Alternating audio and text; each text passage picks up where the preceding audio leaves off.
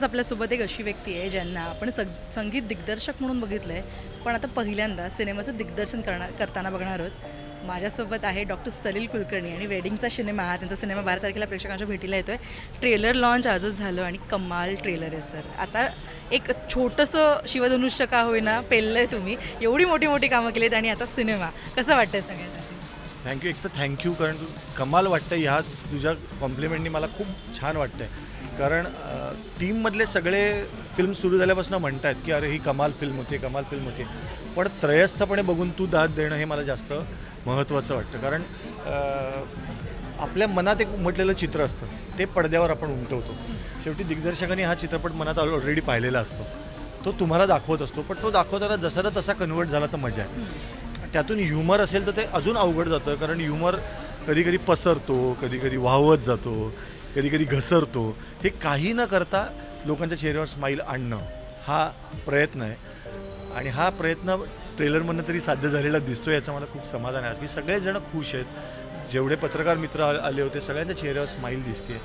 तर हा चित्रपट आजचा आहे, 2018, 19, 20 आणि आजच्या काळातला चित्रपट आहे. आजच्या मुलाचं आणि मुलीचं लग्न ठरल्यानंतर काय काय होतं.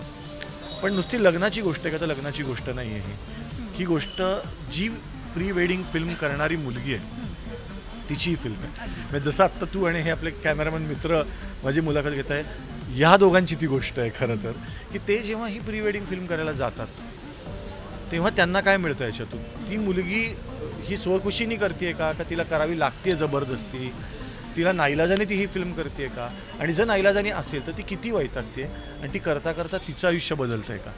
तर फार तिच्या पर्स्पेक्टिव्हनी एक फिल्म जाते. आणि हे जे जोडपं आहे परी आणि प्रकाश, तर आपल्याकडे काय होतं की लग्न ठरणं आणि लग्न होणं ह्या दोन्हीमधला जो प्रवास असतो त्याच्यात खूप चढउतारं येऊ शकतात. कारण एका भाबडेपणाने लोक प्रेमात पडून जातात, पण प्रेमात पडणं आणि ते निभावणं या परत वेगळ्या गोष्टी. ते निभावू शकतात का, आणि त्यांच्या भोवती असणारी त्यांची अख्खी फॅमिली या सगळ्याकडे कसं बघते. तर मज्जा तर चालू आहेच, पण त्यात सगळ्या धमाल करताना ह्या दिग्दर्शिकेला या सगळ्या कॅरेक्टर्सकडनं काय मिळत जातं याची ही गोष्ट आहे. त्यामुळे सगळ्यांच्या चेहऱ्यावर स्माईल राहीलच असा प्रयत्न आहे.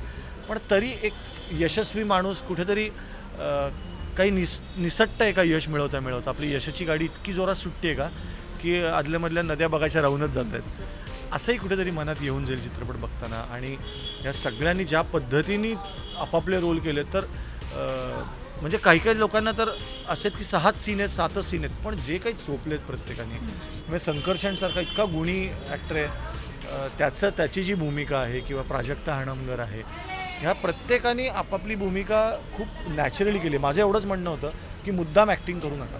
हे बोलणं आहे ते रोजच्या बोलण्यातलं आहे. ही माणसं सगळी आपल्या भोवतालची आहेत, कुठेही वेगळ्या ग्रहावरून आलेली माणसं याच्यात नाही आहेत, किंवा कोणी स्वप्नात जाऊन मॉरिशसला जात नाही, स्वित्झर्लंडला जात नाही. सगळं इथे घडतं.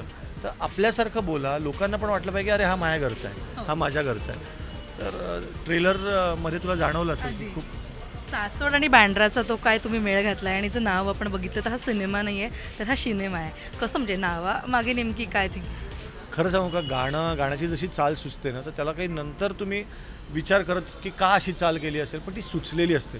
तर मला ही गोष्ट जेव्हा सुचली की अशी एक बँड्राची मुलगी इंटर्नशिप करायला सासवडला जाईल आणि सासवडच्या मुलाच्या प्रेमात पडेल, आणि त्यांची फिल्म एक मुलगी करते वेगळी, काय नाव असेल, वेडिंगचा सिनेमा असं मी लिहिलंच डायरेक्ट. आणि मी त्याच्यावर ज्यांना ऐकलं ते म्हटलं अरे मस्त टायटल आहे. सो त्याच्यावर मी खूप असा ॲनालिटिकल विचार की आता मग असं नाव ठेवूया का.